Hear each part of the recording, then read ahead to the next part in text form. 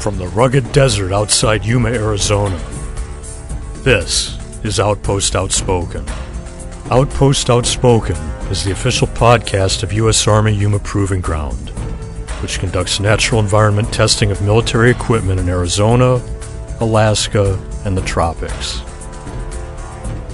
Hello, I'm Mark Schauer, responsible for planning the safe operations of numerous inherently dangerous developmental test activities. YPG's range planning branch is vital to the post's mission. Marine Corps veteran Tim Szymanski has been chief of the branch since 2020. At what point in your career in the Marine Corps did you first hear of Yuma Proving Ground? Actually, when I first got to MCAS Yuma in, 2004, because we scheduled all the airspace through MCAS Yuma for what they did here at YPG, but I never understood the significance of the workload that is done up here. And that opened my eyes when I got here in 2018. When you got here in 2018, YPG was on the cusp of being at the forefront of the Army leadership's attention in a way that it hadn't been for a long time. You saw firsthand things like Project Convergence 2020, 2021. What was that like arriving right in the midst of all that about to happen? Well, it's interesting you asked that because it was a lot of coordination with Army Forces Command, DEFCOM, trying to figure out how we're going to get thousands of personnel. But that also was right around the same time as COVID.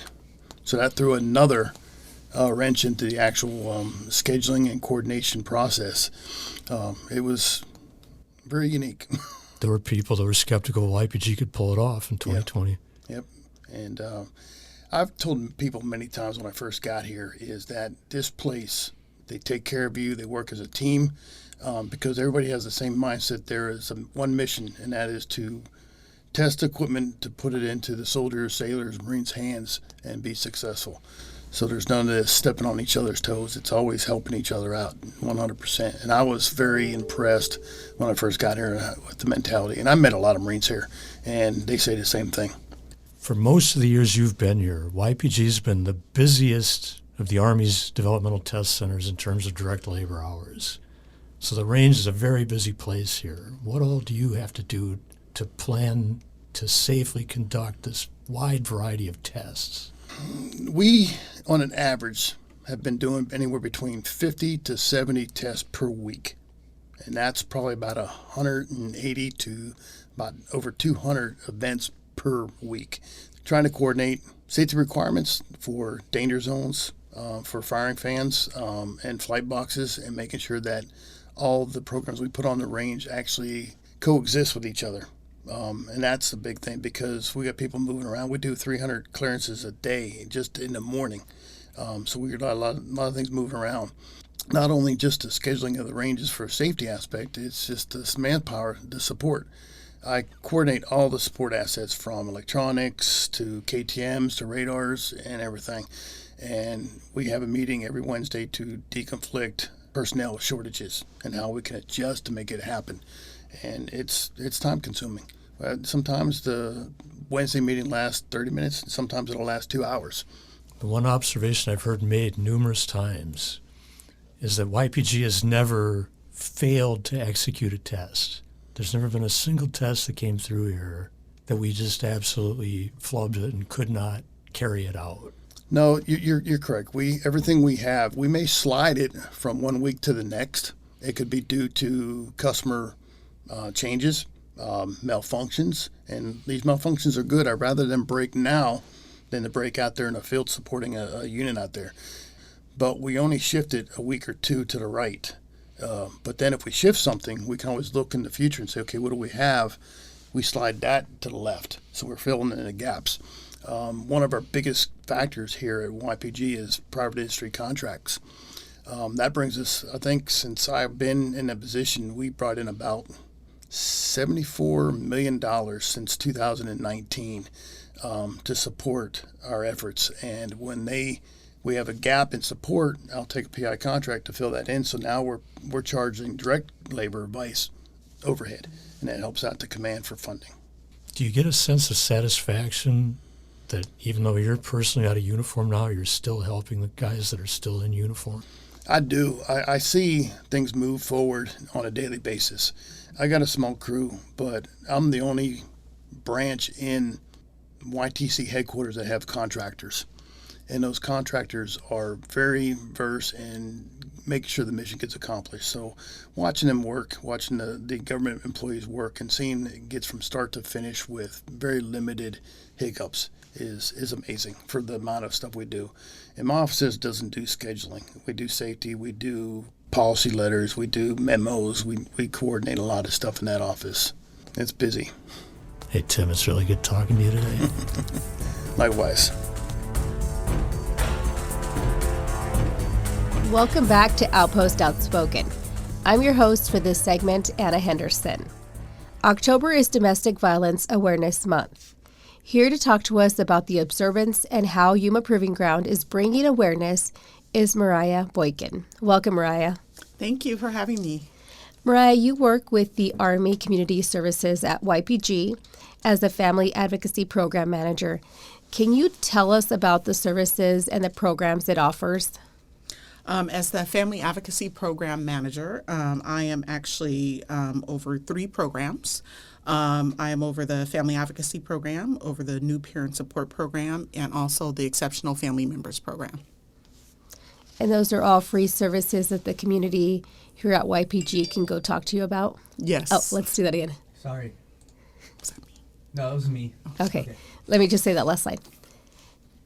And those programs are all free services that the YPG community can reach out to you about? Yes, those are all free for service members and their families.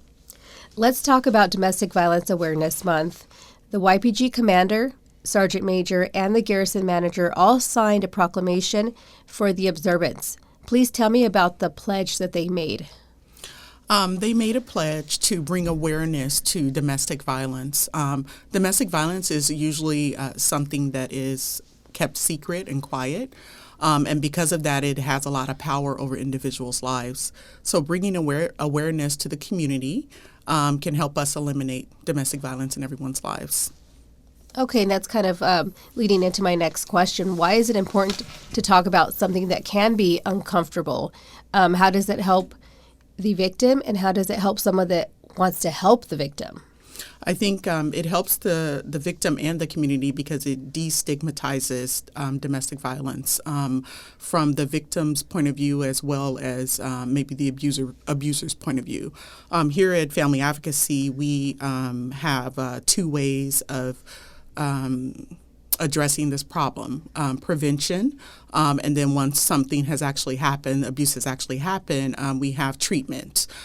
With prevention, our goal is to prevent domestic violence, and so we target the families. So even someone who is an abuser can go to certain classes, domestic violence classes, anger management classes, stress management classes, but we also provide services for the victim as well. So we have support groups that we can refer the victim to, and also just provide through the domestic violence hotline, provide support for anyone who is needing support 24 hours a day. Now let's talk about the upcoming outreach events that you have planned. We'll start with October 10th. It's Wear Purple. That's pretty self-explanatory. So you want everyone to wear purple on that day. What else do you have planned? Yes, so October 10th, we have Wear Purple, and this is actually just to show your support for Domestic Violence Awareness Month, just bringing awareness to the community. Also, we have October 17th, Pause for Cause. This is one of my favorite events. In this event, we are having a costume contest for our pets, and we're also giving away treats and prizes.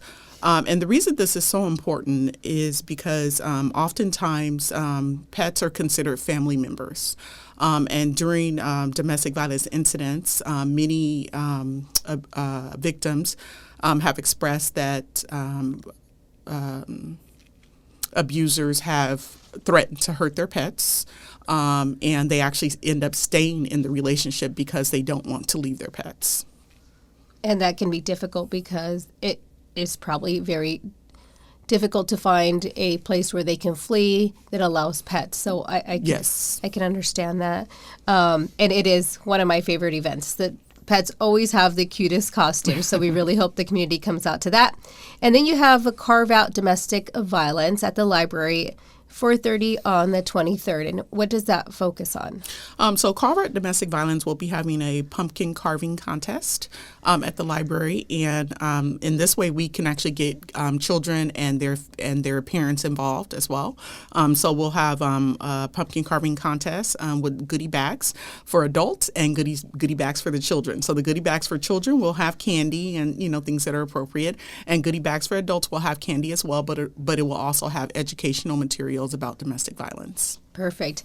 And if anybody would like to reach out to the Army Community Services, they are located on the Howard Cantonment in Building 309, and the YPG 24-hour, 7 days a week domestic violence helpline is 928-287-3361. Is there anything else you'd like to add today? That's it. I would just appreciate everyone's support during Domestic Violence Awareness Month. You'll see us around wearing purple and giving out purple ribbons.